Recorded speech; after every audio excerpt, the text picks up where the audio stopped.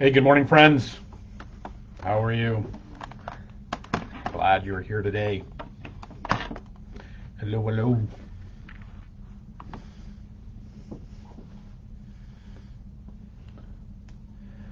How are you this morning? Good to see you. Morning, Yvette. For a few folks to come along. Good morning, Karen. Thank you for your card. That was really kind. That was a really touching note. Thank you. That's really lovely. Thanks for the Christmas card. John, good morning to you. Glad you're well. Jane, hello. I pray you're well. Your card was lovely. Thank you. I hope you and Jonathan are doing well. Jamie, good morning. Good morning. Bob Guinan, how are you? Great to see you this morning. Sharon Landry, everybody. Hello. Irene, I haven't seen you in a long time. So glad you're here. Amy, good morning. Like family affairs, my father-in-law, uncle. His great uncle. Oh, I'm sorry. Sorry to hear that you guys have loss in your house in these days. So we'll keep you on our hearts and in our prayers for sure. Good morning. Good morning. Hello, everybody. Get going in 1 second.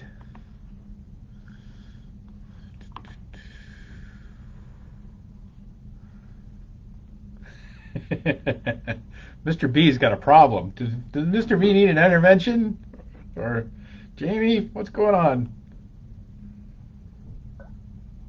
Oh, funny. It's a win.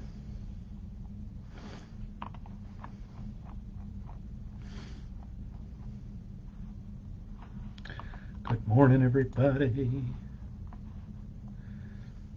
It is. There's a loss is always. Sarah's grandma passed last night. Oh, I'm so sorry. That is a sadness. It is these days of light and these days of dark. They do seem to come together. They do seem to come at the same time. So so much our prayers will be with her and with all of them. So. Good morning, everybody. It is the 21st day. This is the winter solstice. This is the shortest night of the year. That we come to this 11/11, and so I'm glad you're here. It is so wonderful to see your little digital faces stare at me and to be a part of this journey.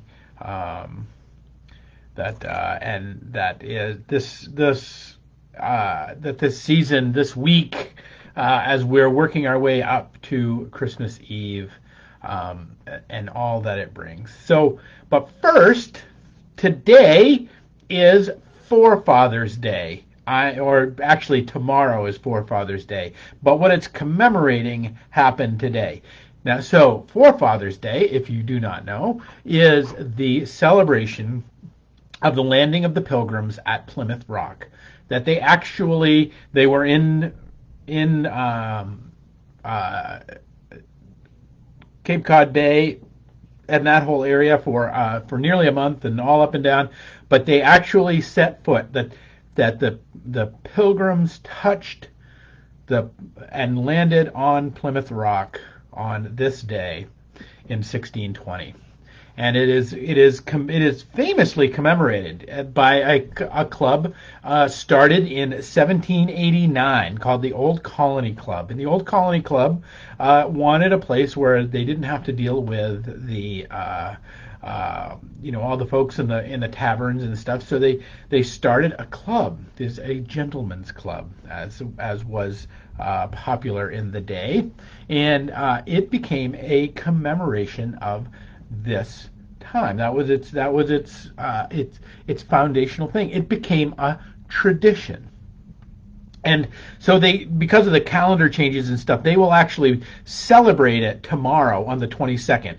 So if you are in Plymouth, Massachusetts, tomorrow morning at 6 a.m., there will be men adorned they will climb to the top of Coles Hill, where there's a great statue of Massasoit, and they'll stand on that hill, and there's a cannon there, and they will touch off that cannon wearing top hats and tails as they do it. This has been a tradition since 1789, since before the founding of the nation.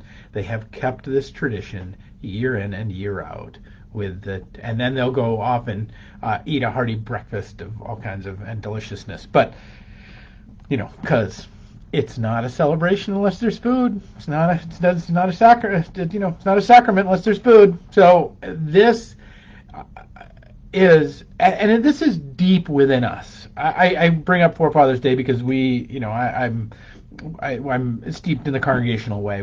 These are our people. This is the story of your grandfather and my grandfather. If you claim this path, these were folks who came with the whole and true and real goal of creating a New Jerusalem, creating a new place in this world that was better than the last place that they left. And we can debate how well they did that. We can debate how locked in their time they were, all those sorts of things. But there is no doubting, reading all that they wrote and looking at all that they did, that truly was their earnest aim. And so we commemorate that. It came to commemoration almost organically. It came into commemoration and it still is commemorated since 1789 by this little kooky group called the Old Colony Club and the town of Plymouth, as they do. This is also a week for other traditions, isn't it? Like this is the week of all of our Christmas traditions begin to crash in.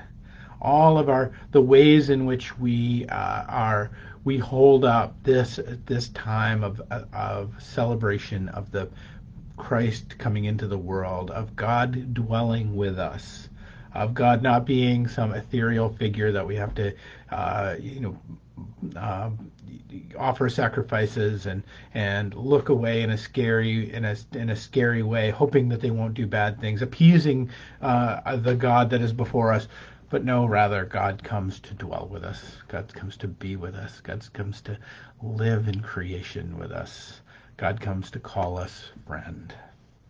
This radical transformation of the world that began on that night 2,000 years ago is a tradition. It is commemorated again and again and again. Now, get into all the other fights around what's real and what's not, but that's not what I'm talking about today, because what I'm talking about is our traditions that we hold to in it.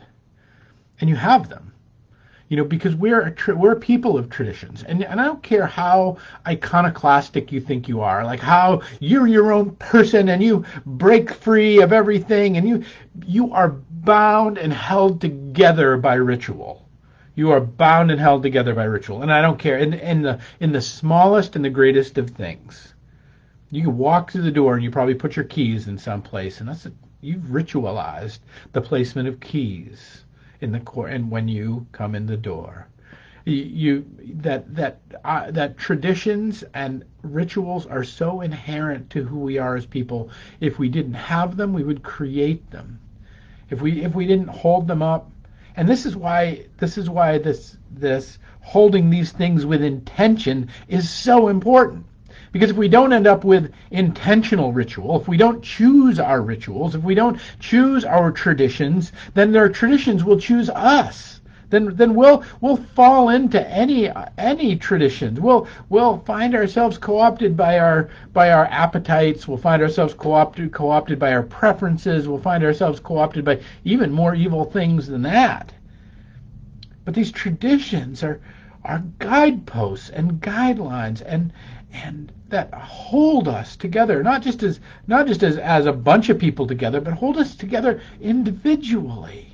We punctuate our world through tradition. It's part of the reason we continue to do 11:11. Is it for some of you? It is now a tradition that we gather in this way.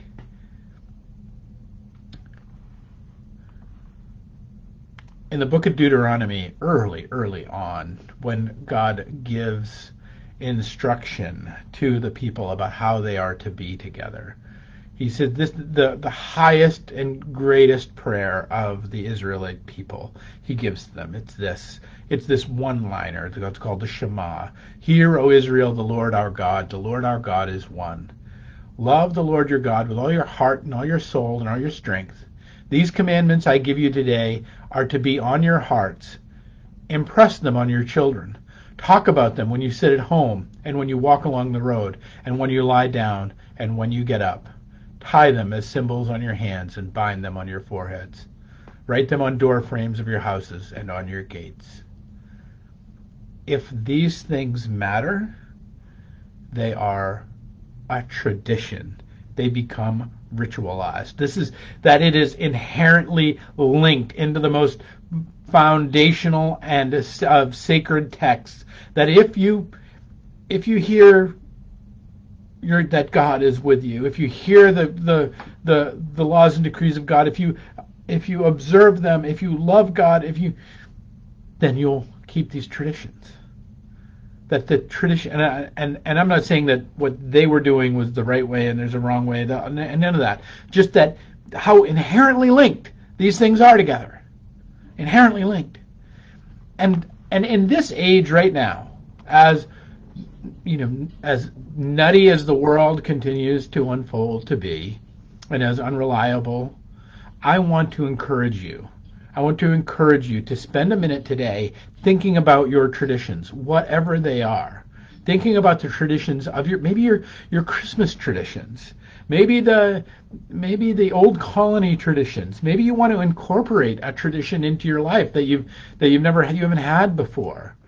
Maybe you want to rekindle a tradition that maybe was your parents, or maybe somebody gave you and that they always used to do, and it somehow has fallen by the wayside. Whatever the tradition is, I want to encourage you as you kind of take stock of your traditions, because you have them.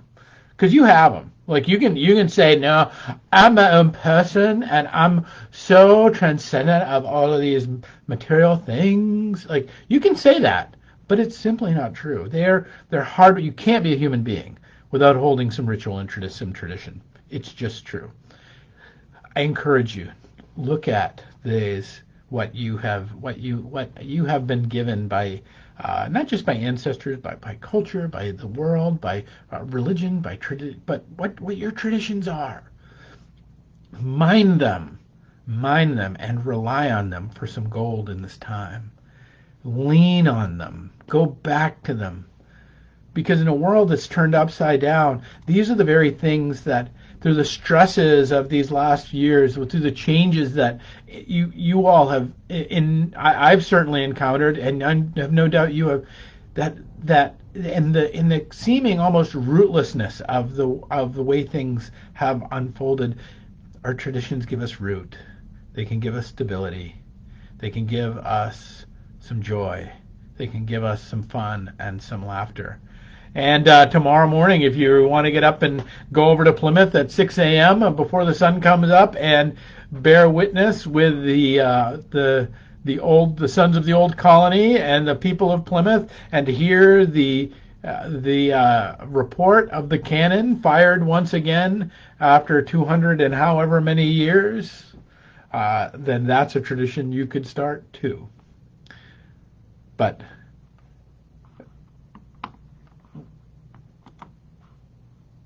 those people in Plymouth, when they stepped off a ship, they stepped off the Mayflower, and their foot touched on Plymouth Rock, launched into this world a series of traditions, a series of rituals, a series of understandings, a new way that the world would become framed.